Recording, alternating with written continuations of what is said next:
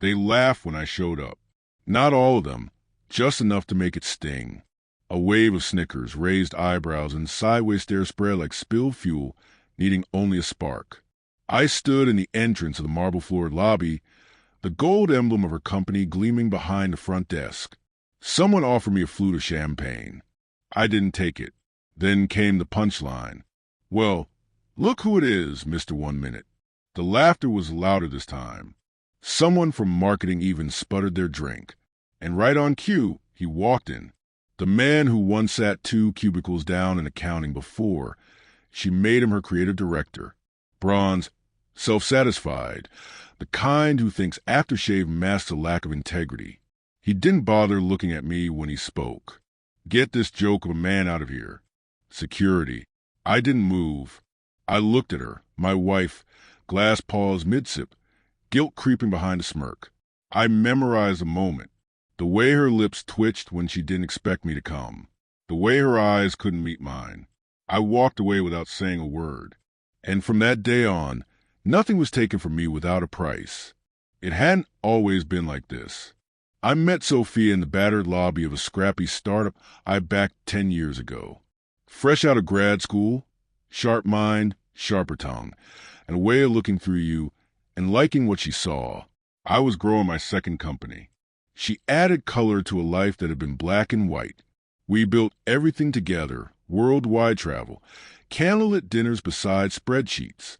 When we married, I gave her 30% of my company shares. She called it a symbol of trust. She told me she wasn't after money. She wanted to build something real with me. I believed her. She said I worked too much, always tired, always distant. Maybe she was right. But she never mentioned the late-night meetings, the 2 quick phone calls, the lipstick on shirt cuffs I didn't own. Still, I never confronted her. I watched. The first hint was minor. She changed her phone password. She used to hand it to me freely. Then came the locked drawers in her office at home. Retreats booked under wellness, paid to the company. I didn't accuse. I took notes. One night, while she slept in the guest room complaining of a migraine, I mirrored her phone to mine. Every message, every photo. The pet names they used. Pictures of my car, on my boat, in the bed I paid for. My chest went numb. My mind stayed sharp. For 6 months, I laid the groundwork. I shifted ownership of our shared assets into separate holding companies. Put a freeze on new business card expenses. She didn't notice. Too busy playing royalty. I renegotiated vendor contracts under my name only. The building she worked from? I owned the land. Transferred it to one of my shell companies and tripled the rent. Updated my will, added exit clauses. Held meetings with attorneys on national holidays. Paid investigators in cash. Even our prenup bulletproof, loaded with infidelity provisions. She never read the fine print. Said it spoiled the romance. Romance ended the day she laughed with him. So I walked out of that party in silence and pulled every lever I'd spent a decade installing. First, I froze her event, marketing, and travel accounts, her entire playground. The ones that funded her influencer deals, spa contracts, and champagne retreats. Canceled the Bali strategic retreat mid-air. 20 executives, stranded abroad with non-refundable reservations. Under her name.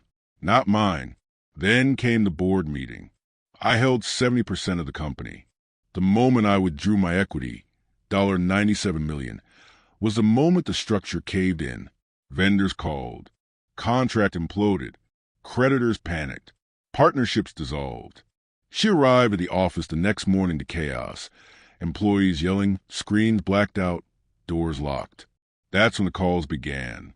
56 missed calls in less than an hour, from her, from him, from the same people who laughed at me the night before. I didn't answer. Then came the knock. It was raining.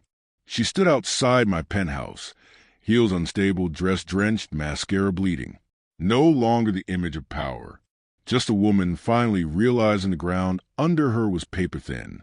"Why?" she asked, her voice barely holding together.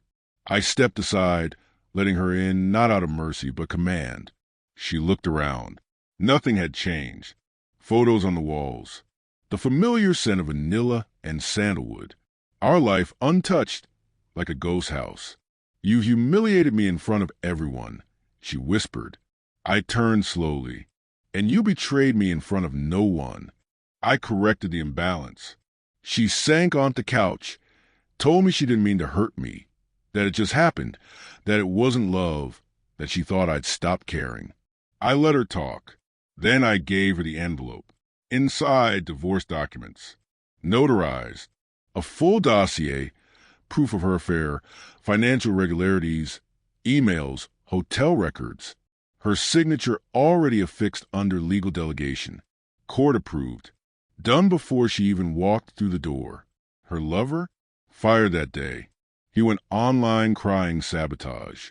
She tried to pick up the pieces, but the fire spread fast. Investors vanished. Her name went viral for all the wrong reasons. Not success, scandal, deception, a ruthless fall from grace. I didn't post anything. Didn't brag. Didn't defend myself. I just rebuilt, clean, quiet, effective. They say revenge is best served cold. I prefer mine like steel, precise, silent, and buried deep before they know it's there. Now and then, I pass the building where her logo once beamed. It's empty for lease. Her name scraped clean, like it never existed. And me? I sleep just fine. Alone, but complete. Never again the punchline.